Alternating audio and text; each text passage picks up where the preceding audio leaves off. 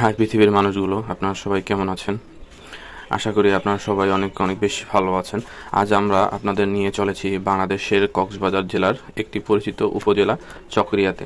এই চকরিয়া শুধু তার প্রাকৃতিক সৌন্দর্যে বিখ্যাত নয়, বরং এর এক বিশেষ আকর্ষণ হলো এখানকার পাইকারি বাজার। একটি এমন বাজার যেখানে প্রতিদিন বেচাকেনা হয় পাহাড়ি শাকসবজি আর তাজা সামুদ্রিক মাছ।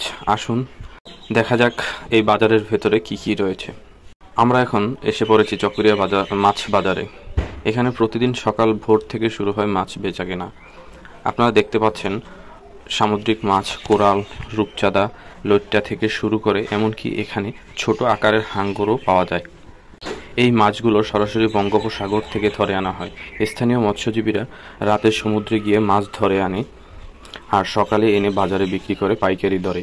এখান থেকে মাছ সংগ্রহ করে চট্টগ্রাম, ঢাকা সহ দেশের বিভিন্ন স্থানে পাঠানো হয়।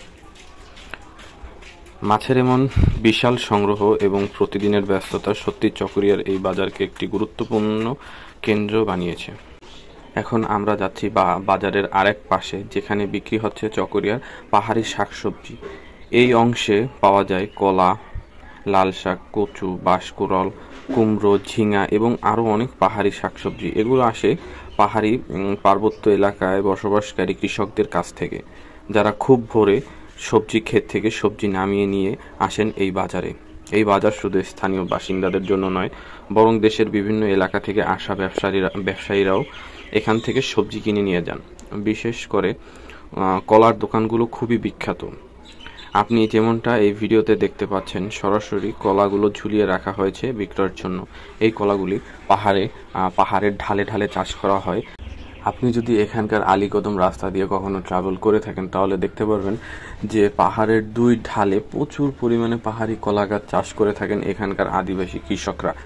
যে কলাগুলো পরিপক্কতা পেলে এখানকার এই পাইকারি বাজারে এনে তারা বিক্রি করেন। এছাড়াও এখানে রয়েছে অনেক ধরনের পাহাড়ি ফলের সমাহার, যেমন কাঁঠালের। এই পাইকারি দোকানগুলোতে কাঁঠালের সিজনে কাঁঠাল, আমের সিজনে আম এবং তালের সিজনে তাল ছাড়াও তরমুজ, বাহারি ফল দিয়ে সাজানো থাকে তাদের ফলের সিজনগুলোতে।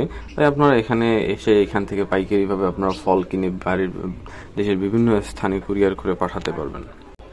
এই বাজারে শুধু কেনাবেচার জায়গা নয়, এটি যেন এক প্রাণচঞ্চল মিলন মেলা। বিক্রেতারা খুব আন্তরিক আর ক্রেতারা সাধারণ। খুব ভোরে এসে পছন্দের জিনিস কিনে নিয়ে যান। চায়ের দোকানদার, কলা বিক্রেতা, মাছ বাছাই করা কর্মী, সবাই মিলে চকরিয়ার এই বাজারে রয়েছে এক চিরচেনা গ্রামীণ বাংলার আমেজ। চকরিয়ার এই পাহাড়ি বাজার শুধু একটি বাণিজ্যিক কেন্দ্র নয়, এটি এখানকার মানুষের জীবনের সাথে ওতপ্রোতভাবে জড়িত।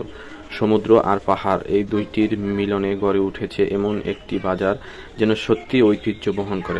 আপনারা যদি কখনো কক্সবাজার জেলায় ঘুরতে আসেন, তাহলে অবশ্যই আপনাদের রিকমেন্ড করব যে এই মনোরম পরিবেশে ঘেরা চকরিয়া উপজেলাটি একবার হলেও দেখে যাবেন। ভিডিওর শেষ পর্যন্ত থাকার জন্য আপনাদের সকলকে অনেক অনেক ধন্যবাদ। আর আমার ভিডিওটি যদি ভালো লেগে থাকে, তাহলে অবশ্যই একটা লাইক দিয়ে চ্যানেলটিকে সাবস্ক্রাইব করে দিবেন এবং বেল আইকনটি বাজিয়ে দিবেন। ধন্যবাদ।